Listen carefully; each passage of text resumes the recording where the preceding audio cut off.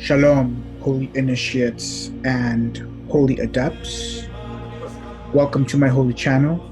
I will be your host and grandmaster for this very esoteric divine teaching. I am the Chief Magician of Mystery Babylon. And before I begin this very, very powerful esoteric divine teaching, it is important to state some preliminary prerequisites. For this video, the expectation is that you have seen all of my videos dealing with the holy goddess, specifically Malkuth and her evil twin Lilith. But really, what would be most suitable is if you have seen most, if not all, of my videos, because this is a very advanced video.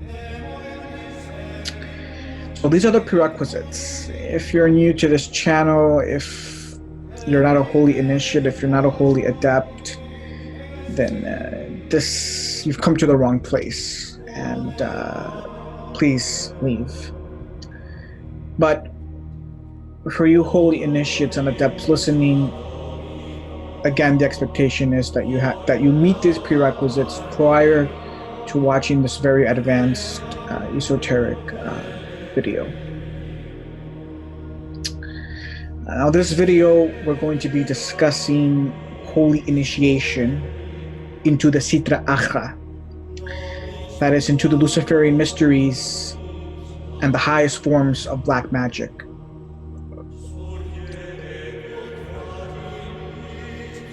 So, without further ado, let us begin.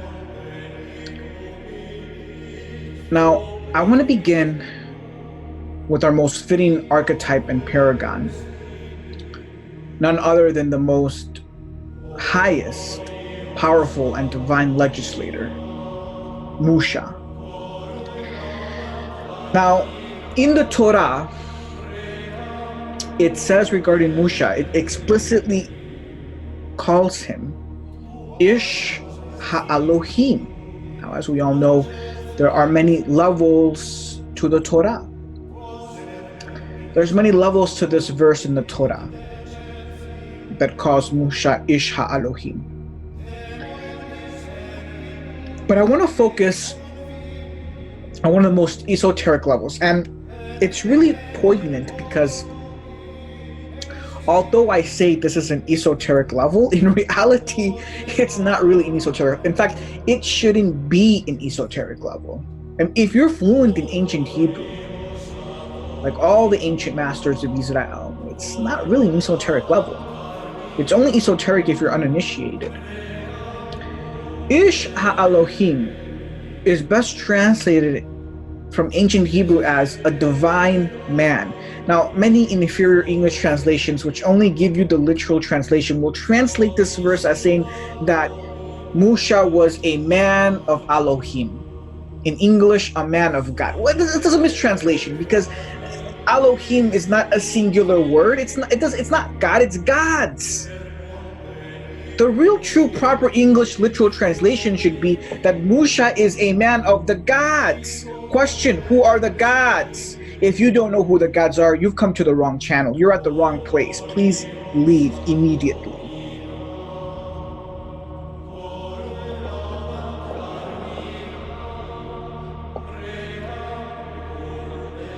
But really, the real mystical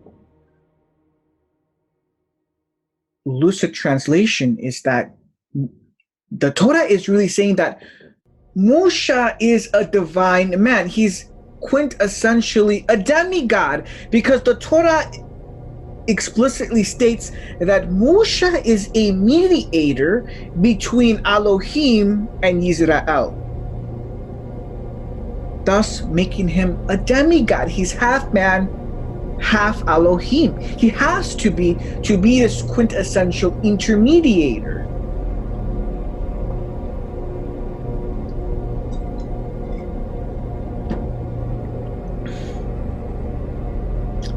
This is very powerful.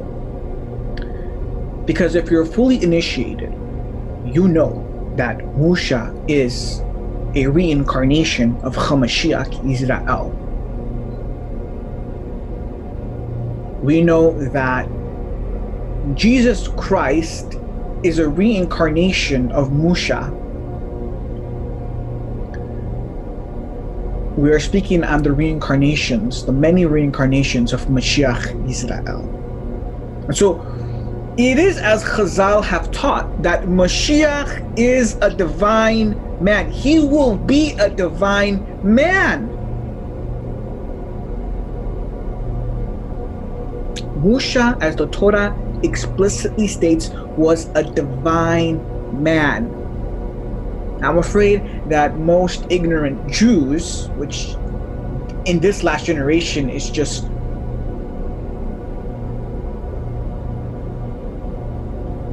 a very prevalent issue, don't truly understand what a divine man signifies, most lamentably. Now, Musha was a grandmaster of grandmasters. This is the understatement of the millennial. He essentially was a grandmaster of grandmasters ad infinitum. And he was fully initiated into the holy mysteries and the Luciferian mysteries, or the Sitra Ahra. Now, I want to take a bit of a tangent here, okay? Allow me to take a rather lengthy tangent before we get back into the essence of the matter, okay? Now, Musha was raised and brought up in the royal hieratic courts of Mitzrayim. And as such, he was fully initiated into the Sitra Ahra, because Kabbalistically, I expect all of you listening to know that Egypt is a divine metonym for the Sitra Ahra. But Musha is a very special, a very, very special quintessential archetype. Because quintessentially, Musha is a Hebrew Israelite.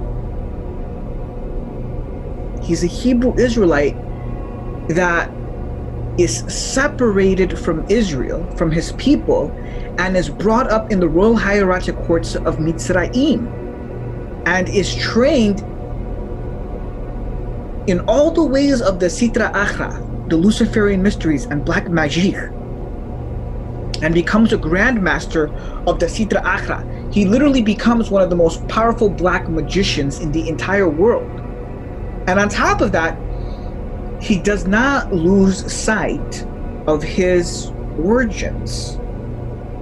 He very well knows that he's a Hebrew Israelite. And outside of his Luciferian initiation, he is also fully initiated into the holy mysteries. So we have this binary aspect in relation to Musha, because he's fully initiated into both sides. Now, Musha wears the garments of Mitzrayim, which are equivalent to the garments of Esau. He is garbed in Egyptian robe. His own people don't recognize him. His own people don't know him. Remember, Musha is Moshiach, who is Mashiach. There is a mystical equivalence here. Understand the arcana. Musha is garbed in Egyptian robe. He is garbed by and in the Sitra Ahra. His people don't know him. His people don't recognize him. And so when he goes back to redeem his own people by the order of Adonai, in the beginning, there's a lot of tension, because there is a large proportion of Israelites that know who he is, because Musha's fame spread throughout Mitzrayim. There were many Israelites that knew who this being was. They saw him, Musha? How can he be our Redeemer? How can he be our Savior when we know him to be one of the highest, most powerful magicians and aristocrats within Mitzrayim? The Israelites, the smart Israelites, knew Musha as a high-ranking Egyptian priest and magician and aristocrat and nobleman. Many of them saw him as an outsider. Now, I hope you can begin to see the parallels here between Musha and Yeshua ben Yosef for the past 2,000 years. Yeshua ben Yosef is garbed in the garments of Edom, paganism, Luciferianism, just as Musha was.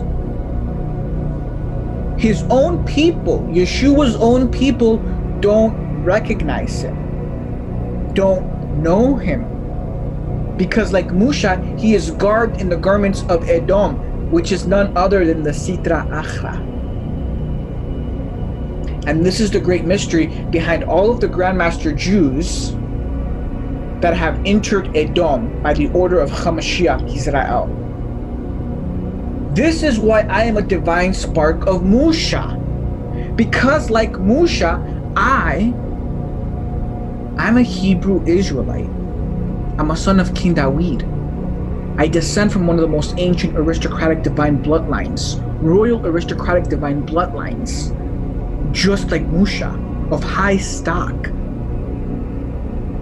But I was born and raised in the courts of Edom, aka Christianity.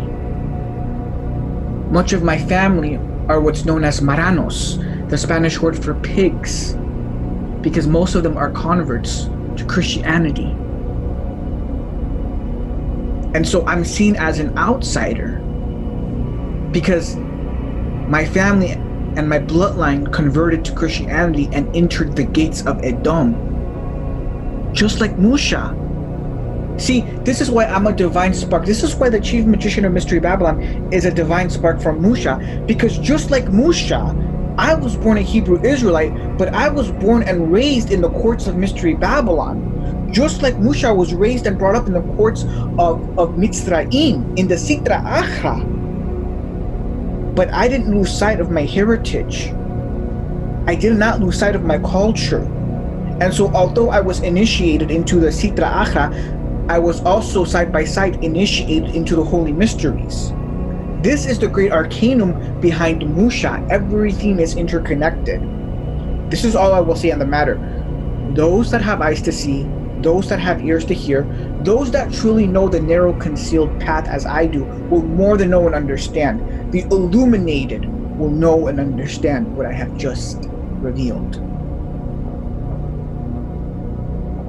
It's very, very powerful arcana.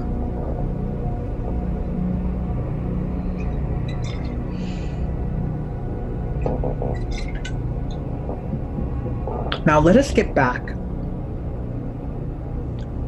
to the essence of the matter.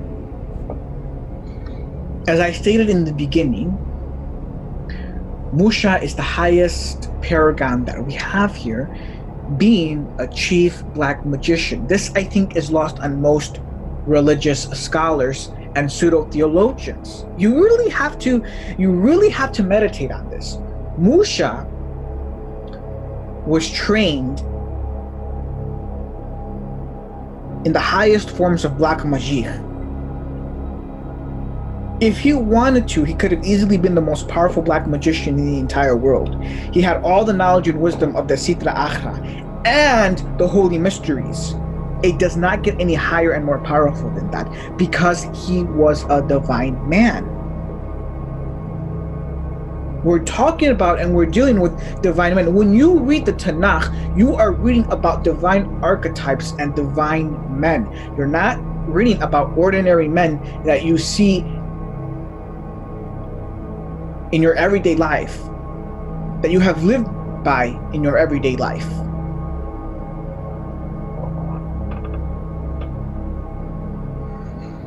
But let us build upon this holy chain. As I've already stated, Egypt is a divine metonym for the Sitra Ahra.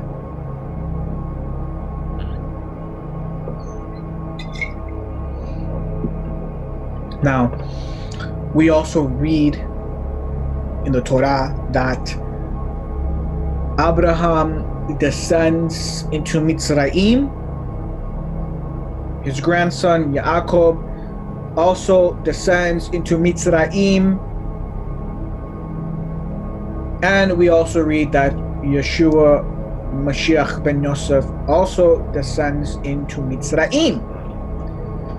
Now, we are all holy initiates and holy adepts here at the round table. So I expect that all of you understand that we're dealing with archetypes and allegorical language here. You have to be really stupid if you're taking all of this literally. Some would go as far as to say you have to be retarded.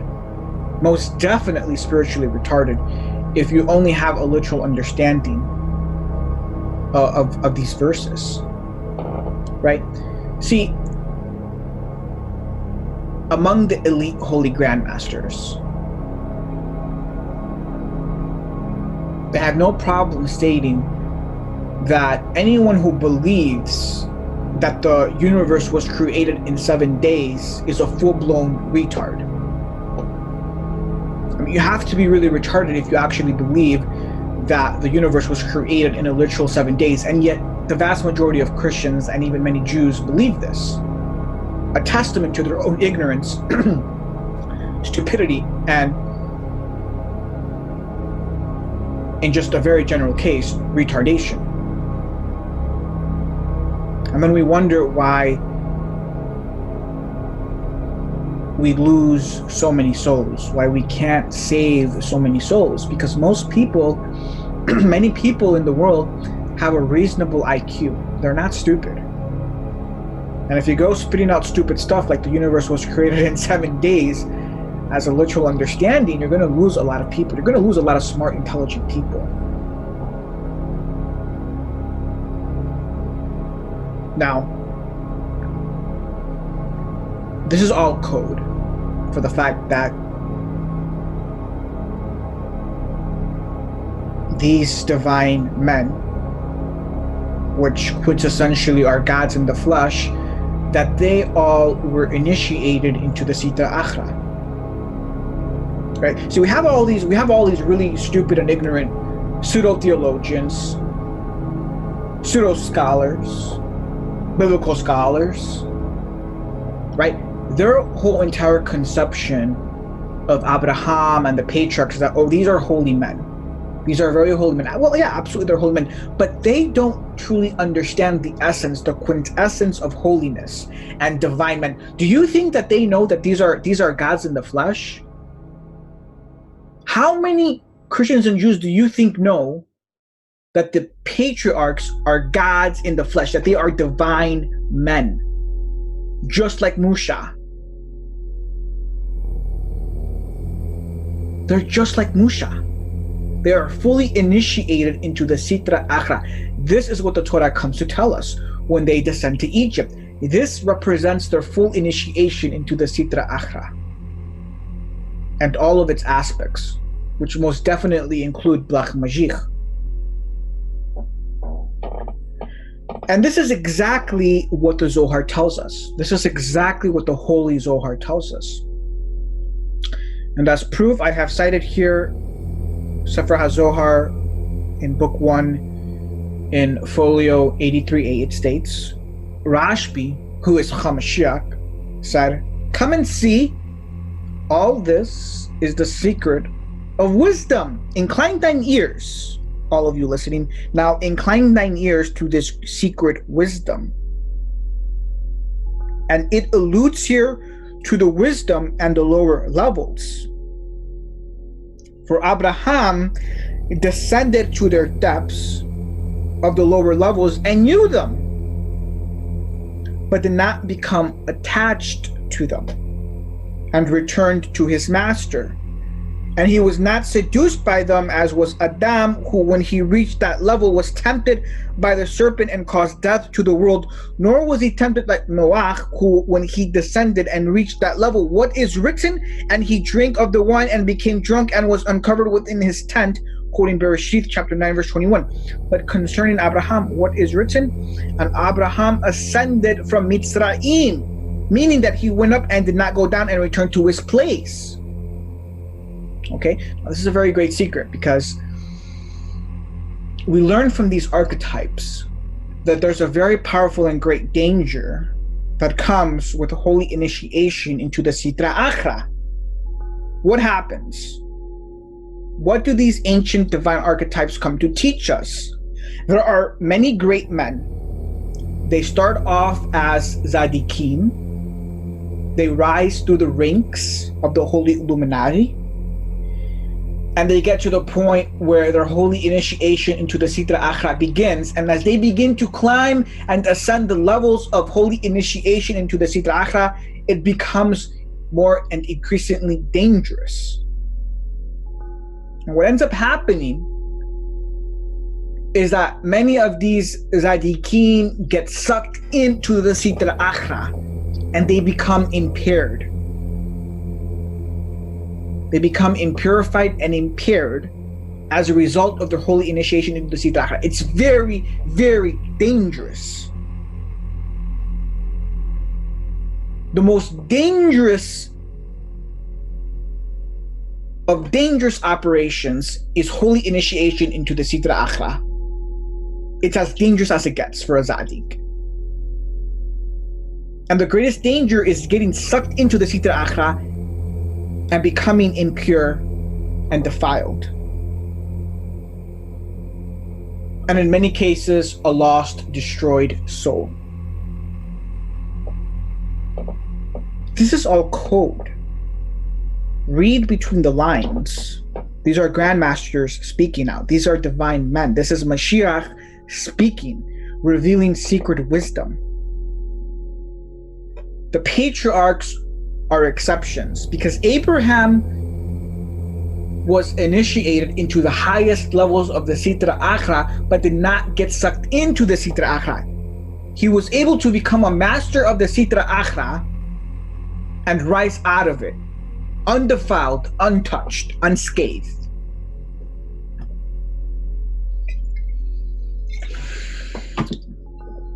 Now,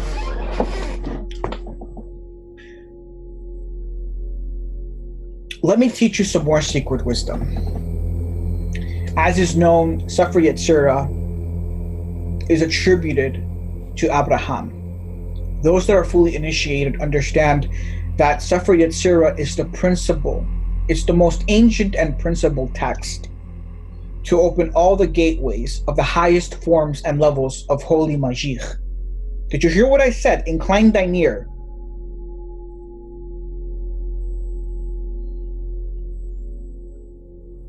I won't repeat this again, so listen very carefully. Sefer Yetzirah is the most ancient and most powerful principal text that opens all the gateways to the highest forms and levels of holy Mashiach. And Abraham was its scribe and writer. He wrote this holy divine text. Why?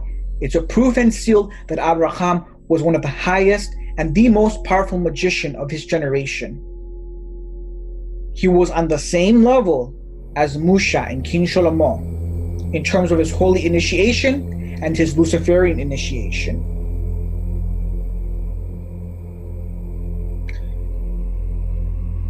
Incline thine ear even closer now. Those who are fully initiated into our ancient holy texts will also know a great secret. There is a very ancient secret book that's called Pirkei Abraham, the chapters of Abraham. It is one of the highest and most powerful and most ancient of secret books. And it has only been read, known, and in the hands of less than a handful of grandmasters of Israel. This book was written by Abraham and it contains 400 very long chapters of the highest and most powerful of black magic.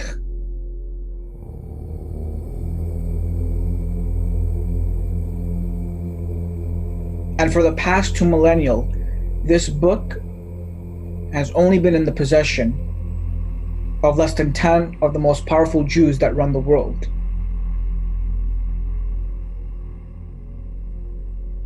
This is a very great secret, that one of the most powerful, literally the most powerful book on black magic was written by Abraham.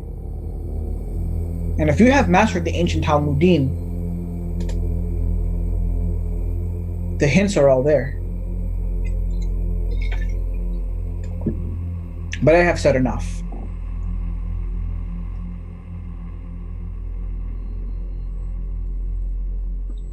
Let us continue to build upon this chain, upon this holy chain.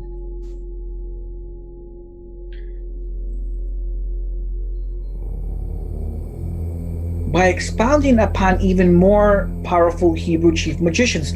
Why is it that the most powerful magicians of the entire world have always been Jews? Do you understand?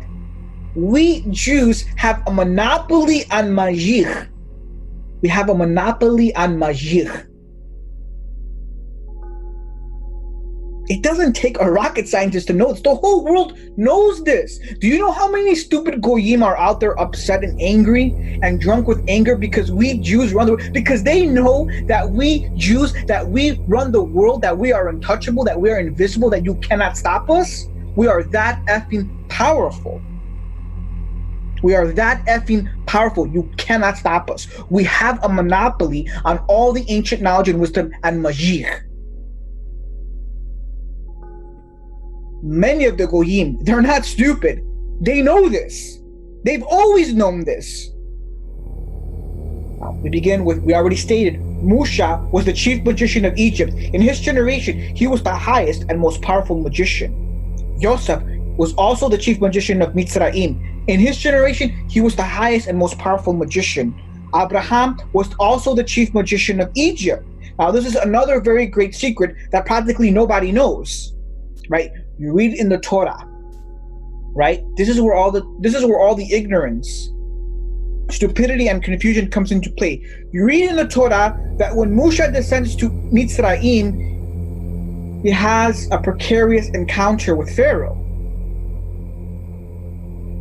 Now, to those that are uninitiated, to those that are blind, but most specifically uninitiated, the key word here is uninitiated. They read the text because they're uninitiated, and it appears like Abraham is powerless, like he is a nobody.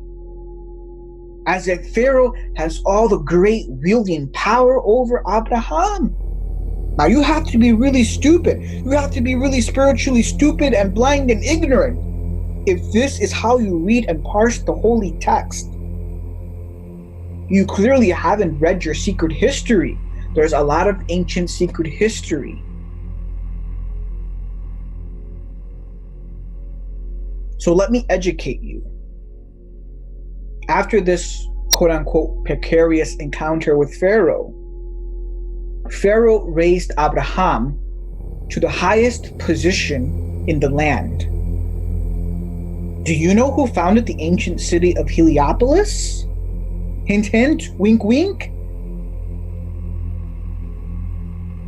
Abraham became the chief magician of Egypt.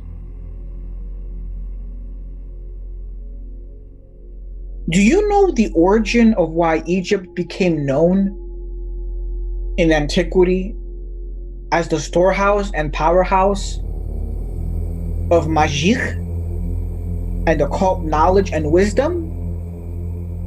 I say again, hint, hint, wink, wink. People just do not know who the secret power players are. They don't know who the puppet masters are behind the scenes pulling the strings, even though it's all hidden right in plain sight. But I've said enough. Let's proceed. The next most powerful magician is Daniel, who was the chief magician of ancient Babylon. I made a mistake here and I said Egypt, but I meant to say ancient Babylon. My mistake. I got carried away. And then we have King Shlomo, who was the chief magician of the entire world. Now, the reality is that although we say that all of these ancient divine archetypes were the chief magicians of Egypt and ancient Babylon, these nations were the ruling nations of their generation. So by being the chief magicians of these nations, they were quintessentially the chief magicians of the entire world. Those are the facts. It just so happened that in a generation of King Shlomo, the most powerful nation in the entire world was Israel. And so quintessentially, all of these men, all of these divine men, were the chief magicians of the entire world. They were the grandmasters of the whole Illuminati. Do you want to know who was ruling and running the world in the generation of Musha? It's right there hidden in front of your face. It was Musha himself. He was the chairman and grandmaster of the Holy Illuminati, as was Joseph, Abraham, Daniel, and King Shlomo. And so then you wonder why you have all these stupid effing retarded goyim and wannabe occultists running around trying to get their hands on these very ancient Hebrew grammars and texts going back to King Shlomo. Because they're at least intelligent enough, as stupid and retarded as they may be, spiritually speaking, they're at least intelligent enough to realize that Shlomo was the chairman and grandmaster of the whole Illuminati in antiquity.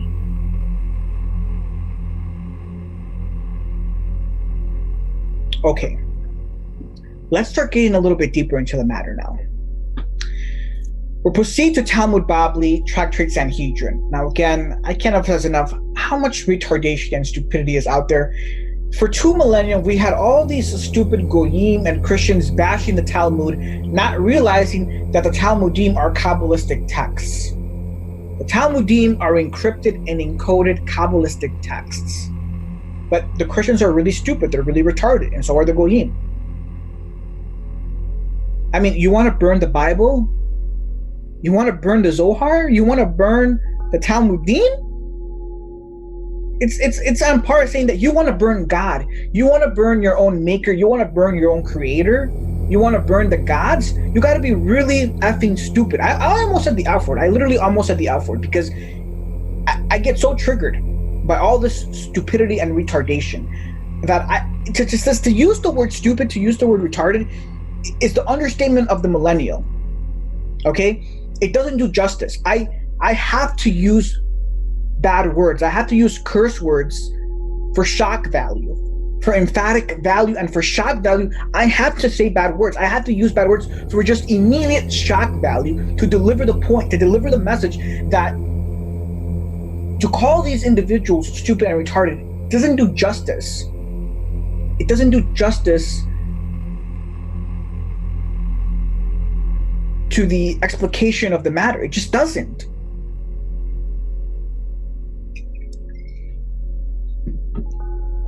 But anyways, lest I digress, in Talmud Bavli, in Tractate Sanhedrin, in Folio 17a, and in Klein Danier again, Rabbi Yochanan says, they place on the great Sanhedrin only men of high stature and of wisdom and of pleasant appearance and of suitable age, so that they will be respected. And they must also be masters of sorcery. Did you get that? I repeat, and they must also be masters of sorcery and know the nature of sorcery so that they can judge sorcerers. And they must know all 70 languages in order that the Sanhedrin will not need to hear testimony from the mouth of a translator in a case where a witness speaks a different language. Do you understand who you're dealing with here?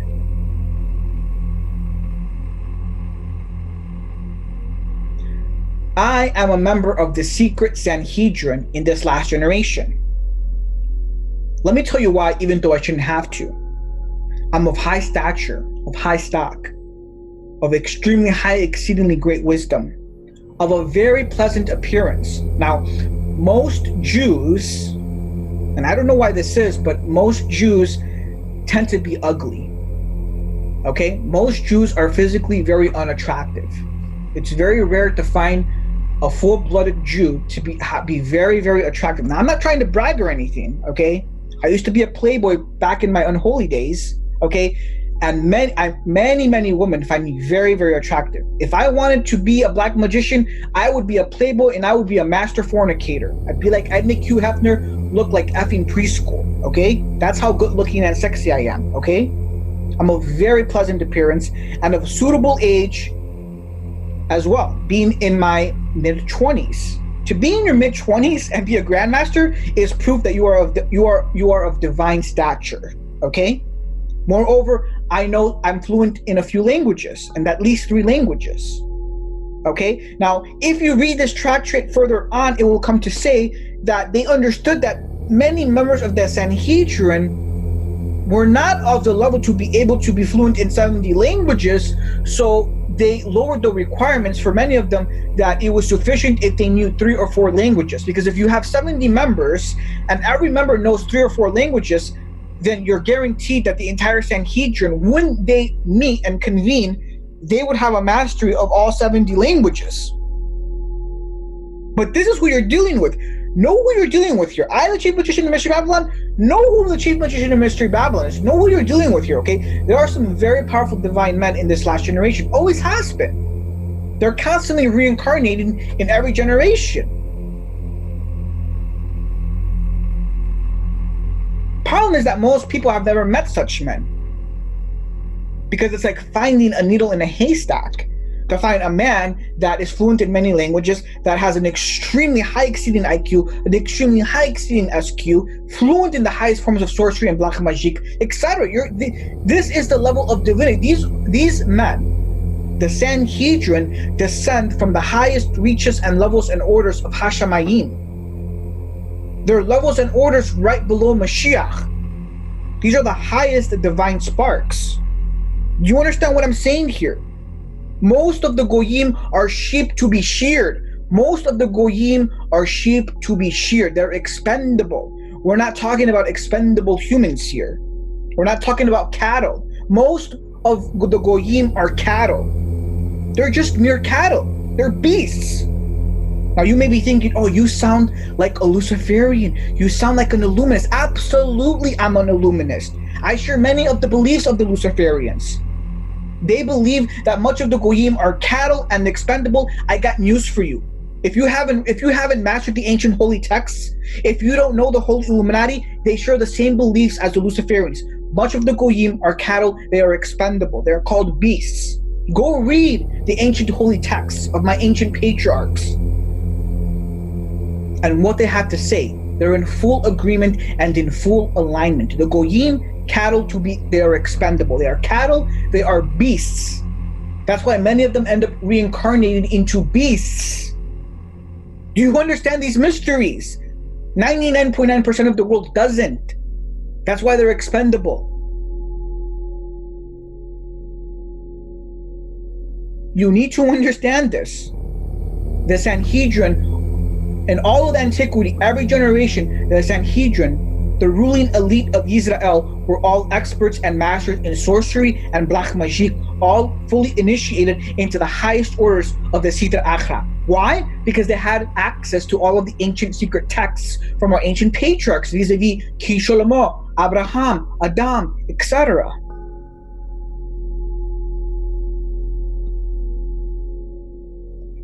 The folio goes on to state, Rabbi Yehuda says that Rab says they place on the Sanhedrin only one who knows how to render a carcass of creeping animal pure by the Torah. The judges on the Sanhedrin must be so skilled at logical reasoning that they could even produce a convincing argument that creeping animals, which the Torah states explicitly are ritually impure, are actually pure. Rab said, I will discuss the halacha of a creeping animal and render it pure. I am able to demonstrate how it is possible to construct such a sealed logical proof. Rab, as the title and name implies, if you are fluent in ancient Hebrew and Aramaic, was a member of the Sanhedrin.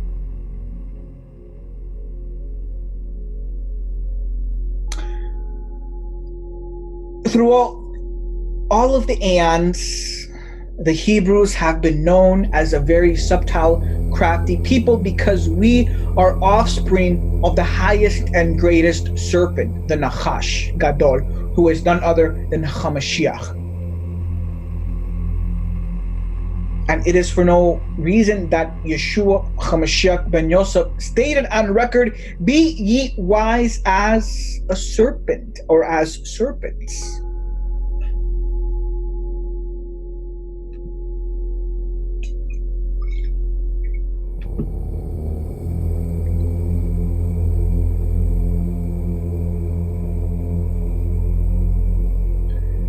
And so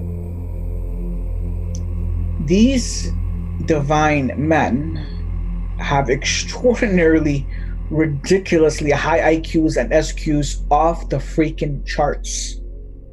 Enter the chief magician of Mystery Babylon. My IQ is off the charts, my SQ off the charts. Why do you think Lucifer recruited me at the youngest of age? I was recruited by Lucifer at age 7. And if you understand occult mathematics, you'll understand why the age of 7. But it goes to even speak more volumes on my level of divinity. You don't think that I, the chief magician of Mystery Babylon, am so skilled, have such a high IQ, that I can pervert the Torah with great ease and fluidity? The damage, the sheer damage that I would cause to the entire universe if I were to join the ranks of Lucifer is simply unimaginable. Simply unimaginable.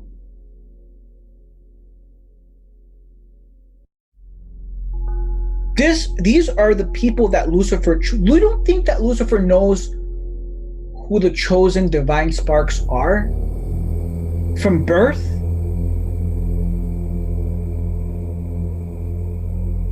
These are the individuals and sparks that he goes for, that he desires to choose to join his highest, most esoteric order, to rule the world alongside him.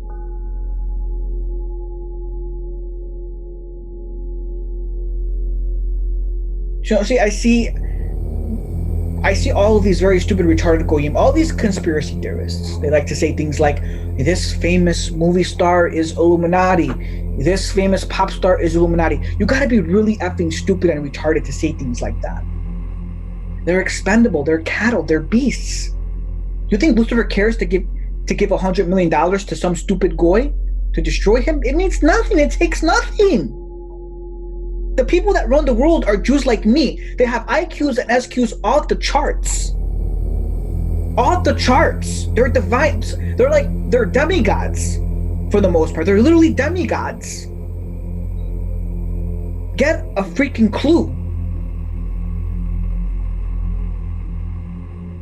So let us proceed now to speak on Yeshua Mashiach ben Yosef. Because now I have to deal with all the stupid, retarded, spiritually blind Jews that spend all of their time in the yeshivot, studying the Torah, studying the Talmudim. They study all these holy divine texts, and for what? Why the hell did you spend 40 years in the yeshiva? Why do I, an outsider Jew, know 1,000,000 times more than you do? How can you be such a stupid... You're a Jew, the benchmark for you is set so high, and yet you haven't reached anywhere near your benchmark. What a pity! To say what a great pity is the understatement of the millennial. So now I have to deal with all of these stupid, retarded, ignorant Jews that I don't want to deal with. I don't want to deal with your stupidity and your retardation and your spiritual blindness, okay? You're intellectually and spiritually vastly inferior to me. So why should I put up with it? My spiritual power is 1,000,000 times more than what you have. What are you? Who are you? But I digress. Talmud Babli correctly says that Yeshua was a magician. They say that he was a very powerful black magician. They're absolutely right. The Talmud is correct. There's no problem here. I mean, you got all these stupid Christians. Oh, the Talmud, curses our Mashiach, our Lord and Savior. Okay, take a chill pill. Okay, take a chill pill. Get off your high horse. Okay, the Talmud is a divine text. You need to understand first and foremost that the Talmudim are very powerful, holy, divine texts. Okay, maybe you're too stupid, maybe you're too retarded to know and understand this, but you need to understand this. The Talmud is absolutely correct, as I've stated in other videos. The Talmud is absolutely correct that Yeshua was a very powerful black magician. Absolutely. I just spent the past 30 minutes or so explaining all of this to you, that all of our ancient divine men and holy saints were all powerful black magicians. You got to be really stupid, really ignorant to not know this. I mean, really stupid. But the Talmud Bab is absolutely correct. He was a very powerful black magician. He's no different than King Shlomo. Now, if you read the most esoteric Lurianic texts, some of the most esoteric Kabbalistic texts, a lot of them coming from the Jewish Chassidim, they have this very great secret teaching that they don't like to reveal this. It's considered very secret among the Jewish Chassidim. This is what they teach. They teach that Yeshua was a great Zadik. It's a very great Zadik. And he was on the level of, say, like King Shlomo.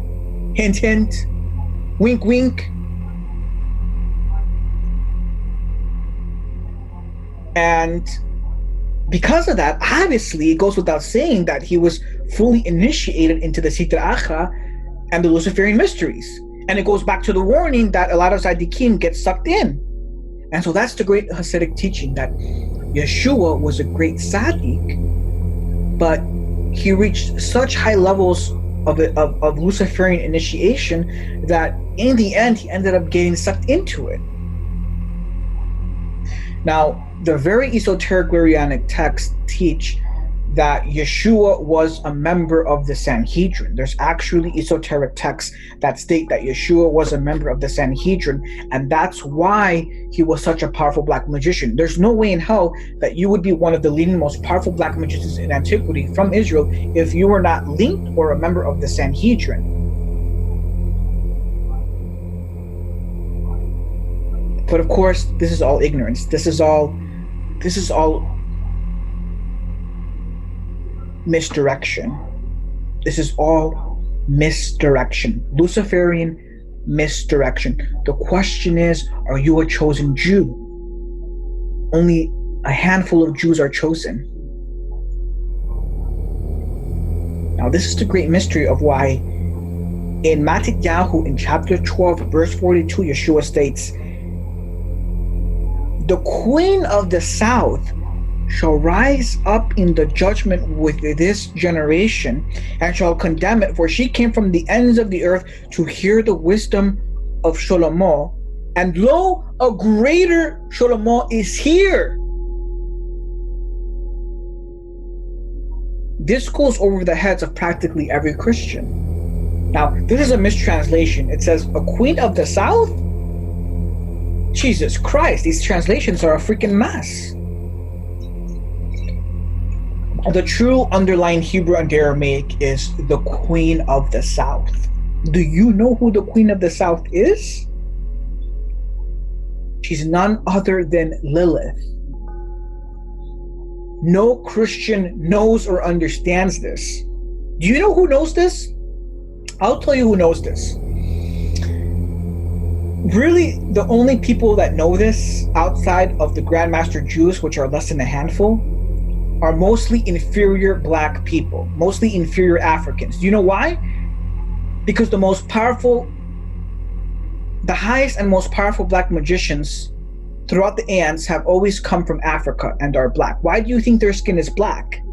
Wink, wink, hint, hint, get a clue. And I know some of the most powerful black magicians which hail from Africa, and they speak of the Queen of the South. They know who the Queen of the South is very well. They know Lilith very well. She's black. They're all sub-emanations of Lilith because they're all black. Lilith is black. They're the only ones that know. So he's saying, Lilith, on Judgment Day, you better believe Lilith is going to be there. Making sure she designates practically every single person that she has entrapped. And he says, lo, a greater than Shlomo is here. What does that tell you? We know that Shlomo is the highest paragon of a divine man and magician, because not only was Shlomo fully, and I mean full-blown, fully initiated into the holy mysteries, but he was fully initiated into the Luciferian mysteries like no other. They say that King Shlomo's initiation into the Sitra Ahra matched that of Adam Rishon. We can't even begin to fathom and understand how high his initiation into the Sitra Ahra was. Many people that read Kabbalistic and mystical books, which are all veracious in nature about King Shlomo, there's a lot of stupid goyim that think that that's all myth. Like, oh, maybe that's fake, maybe that's just made up, it's all myth. That's how stupid and spiritually retarded they are. Yeshua is saying, if you're amazed at how high and powerful of a magician King Shlomo is, I make him look like preschool. Because the difference is that although Shlomo was a divine man, Mashiach is the highest form of a divine man that can ever exist. Meaning that Mashiach was the Mashiachim, the reincarnations of the Mashiachim, are the highest and most powerful magicians that will ever walk the earth. You can't even begin to imagine and fathom the magical power of Yeshua. You can't even begin to imagine or fathom it. It's beyond your comprehension, far beyond your comprehension, beyond anyone's comprehension that is mortal. You don't think that the ancient masters of Israel, that the ancient Sanhedrin and scribes, you don't think they knew this? It was prophesied that Mashiach, when he came, see, it's known. Every grandmaster, every sage knows that when Mashiach arrives, that he will be the most highest and most powerful magician, and that he will break the Torah. Now put things into context here. Mashiach ben Yosef is to come and he's to break the Torah and be the most powerful magician? And then you wonder why the vast majority of Jews teach that he was a black magician and it was evil? Again, it's all misdirection. Spiritual misdirection by Samael.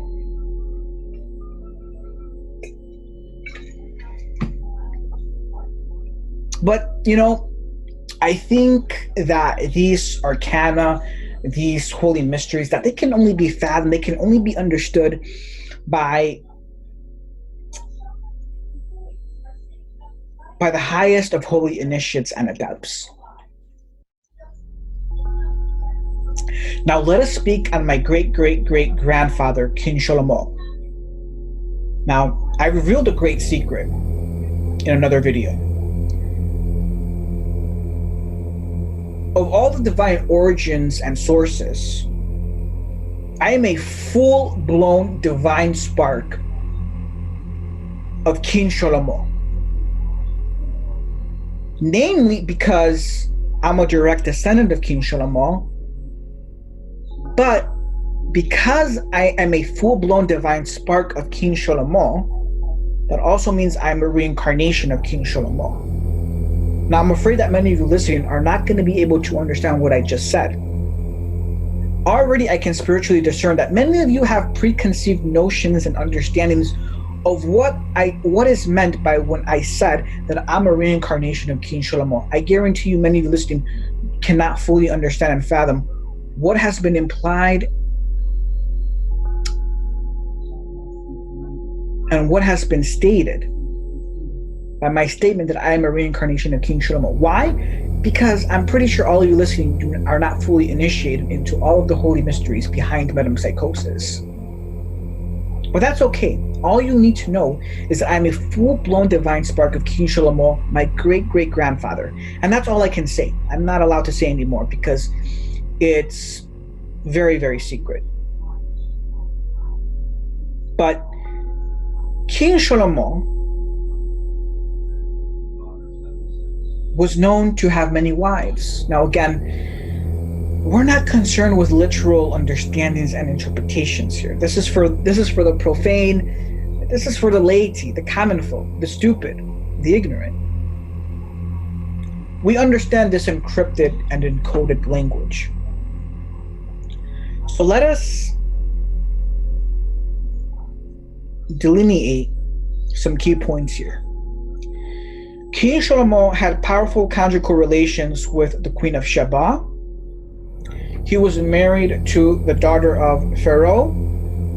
He was married to Naamah the Ammonite. And he had many other strange wives of Goyim. What does this mean? There's some of the greatest, the most esoteric, and the highest of arcana all go back to King Shlomo. And the writings of King Shlomo and the things that are said of King Shlomo in the Holy Bible. Again, the problem is that 99.9999% of people, they have no clue whatsoever. What does this mean? Let me reveal to you the holy secret keys that practically nobody knows other than me. And please don't make stupid comments telling me, oh, I already knew this, or oh, this seemed obvious to me, or don't make stupid comments like this, okay? Because you make a fool of yourself, and then you demonstrate and showcase your folly for everyone to see, okay? Don't do that. Be wise. Be smart. I've already stated in many other videos that the Queen of Sheba is none other than Lilith. This is one of the highest and greatest of arcana. Naamah is the evil goddess. If you have been initiated into the Sitra Ahra, if you're a black magician, you know that Naamah is the name and title of one of the highest, most ancient, and most powerful of evil goddesses. She's right on par with Lilith. The daughter of Pharaoh is another very ancient, powerful, very, very powerful evil goddess. And the other strange wives that are explicitly named are all names and titles of very ancient, powerful, evil goddesses. There's a whole divine hierarchy and structure here that is being delineated. Now, unless you're a very powerful black magician, unless you're fully initiated into the Sitra Ahra and the Luciferian mysteries, you won't know or understand any of this whatsoever. I tell you to draw and paint the entire divine hierarchy and structure of the divine feminine. Nobody can. Nobody will be able to. I can. So what does this mean? If you're initiated, if you're fully initiated like me, you know what is being relayed here by the Tanakh is very simple. What it's telling you is that when the Tanakh tells you that King Shlomo was the greatest and most powerful magician that has ever walked the earth, other than the antediluvian giants, it's not kidding, it's not joking. And the most efficient way of letting you know this is by naming all of the most ancient, most powerful evil goddesses. You see, people think that Lucifer runs this world. You know how many stupid goyim and people say Lucifer runs this world, the devil runs this world, Samael runs this world? It's the biggest misnomer. No. It's not the male divine that is at the top of the divine structure. It's the divine feminine. It's Lilith that rules and runs the world. The goddesses are at the top. They're the key and they're the secret to global power and dominion. Now, there is so much more to be said on this. I don't have the time. I don't have the space. I'm not going to reveal the keys. I've said way more than enough than what I should even say to begin with. King Shlomo had unbridled access to the highest and most powerful of divine goddesses. And that's why he was given total global dominion and power. You need to know that King Shlomo, as chairman and grandmaster of the Holy Illuminati and the Luciferian Illuminati, had total global control and dominion over the entire world. A true sight to behold if you lived during that generation. He had unbridled access, and he had all the keys.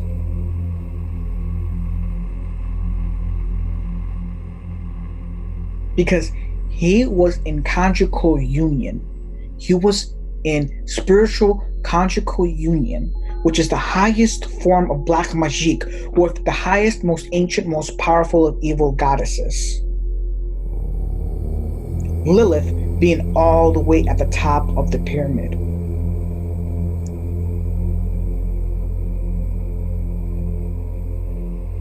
Now, you'll have to forgive me for the blurry text there. I had two options.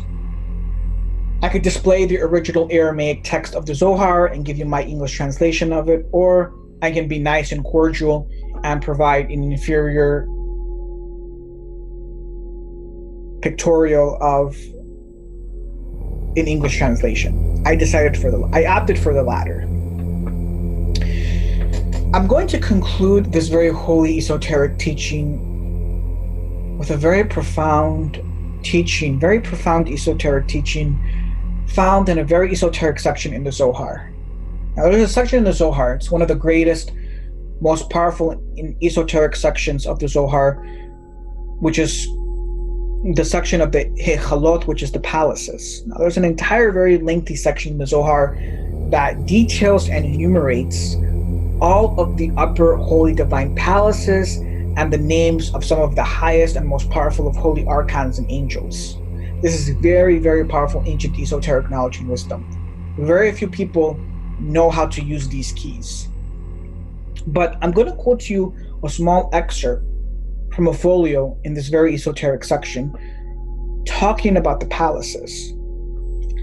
Now, the section begins by expounding upon the first hall of the seven halls, the upper seven halls. Now, when you read this text, most Jews reading this text have no understanding what they're reading. If I were to ask the average Jew in initiation, where are these palaces? They won't be able to answer that question. They won't know. Now, as a very recent anecdote, I was recently reading the Baal Sulam translation and commentary to this section. And I was very sad and very unfortunate that I found a very major error in the Baal Sulam's translation and commentary to this section, which I'll enumerate here in a little while. But the passage begins by stating, the first hall beginning within faith, inauguration to the mystery of faith, and within the visionary levels of faith.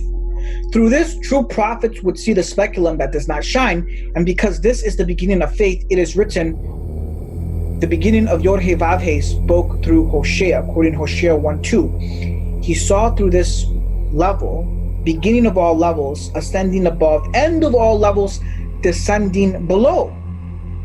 It's very powerful because it's describing the level of prophecy that Hosea was operating upon within this oracle. Because Hosea saw from within this beginning, end of all levels, he was required to take the woman of whoredom, who, as you all should know, is none other than Lilith. Because Israel went astray and were lured from there below to the site called the woman of whoredom, because they forsook and did not cleave to this woman of Valor, who is none other than Shekhinah. From there he beheld all the halls on the side of impurity, which are the Klipot, containing halls of defilement, all of them defiling whoever clings to them. Now, in the Baal Sulam's translation and commentary, he begins by stating that this palace is in Yesod of Malchuth. Now, what does it mean to say that this palace is in Yesod of Malchuth? It doesn't even say what universe the palace is in. And I go to your average Jew initiation, I tell them, where are these palaces found? I can't answer the question. Now this concerns me because I have to wonder, when did the Baal Sulam, who was a grandmaster, when did he write this commentary? Had he mastered the principal Lurianic texts? I don't know. It could be argued that he didn't. The true revelation of the matter is that this palace is the palace called Livnath Sapir, and it is not in Yesod of Malchut, but it is Malchut of Malchut within the universe of Bria. I have stated enough. To say anything more is far beyond the canon scope of this video. Now, the passage continues by stating, so it is written, take yourself a wife of whoredom. Now, does this befit a faithful prophet? Now, incline thine ear very well, because the implications and the ramifications of the secret wisdom that is now to be revealed is staggering. It is absolutely staggering. It was only because it is forbidden for a person to enter those halls so that he will not be lured after them, just as Noach was, as is written, he drank of the wine and became drunk and exposed himself. Hoshea was terrified of gazing upon those halls through which Israel were defiled and to which they clung, until he said to him, take yourself a wife of whoredom and children of whoredom.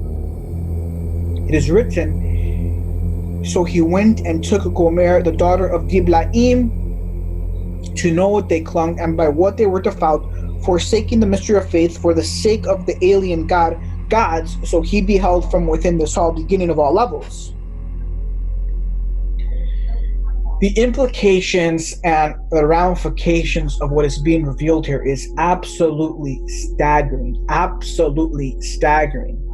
This is the proof and seal of why practically every rabbinical Jew, every Orthodox Jew, showcases and demonstrates their ignorance, their stupidity, and their blindness for the whole world to see. And the whole world sees how blind and ignorant most of the rabbinical Jews are. It's a great pity. And the true grandmasters, the true divine Jews like myself, are all hidden in plain sight, operating behind velvet curtains, royal curtains. The daughter of Diblaim is the name and title of a very powerful goddess, evil goddess. So what did Adonai command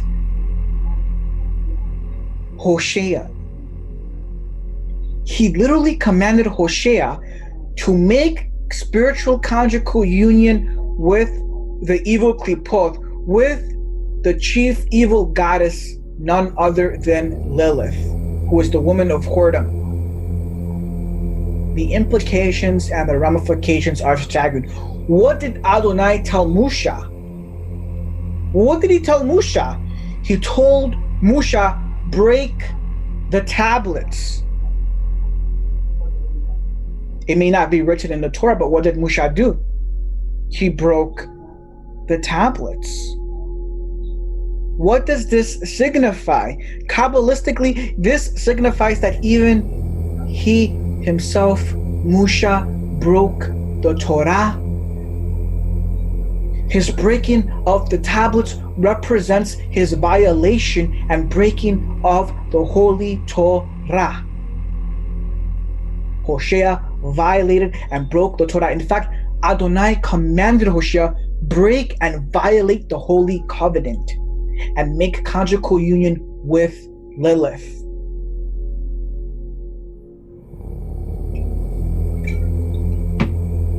what did Yeshua HaMashiach ben Yosef do?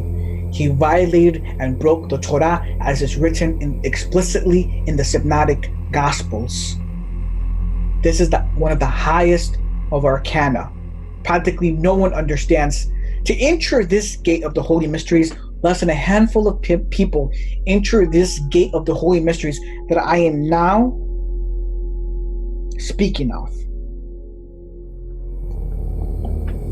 This is all within the domain of the highest and most esoteric level of the Holy Kabbalah, of the esoteric wisdom. And it is all within the domain of Frankism.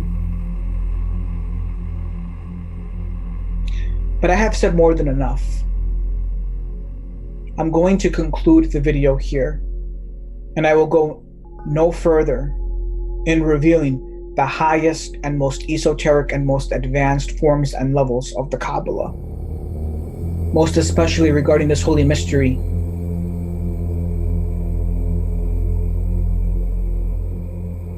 For by revealing one handbreadth, by this very one handbreadth that I have just revealed, whose implications and ramifications are absolutely staggering, I have concealed 1,000 handbreadths.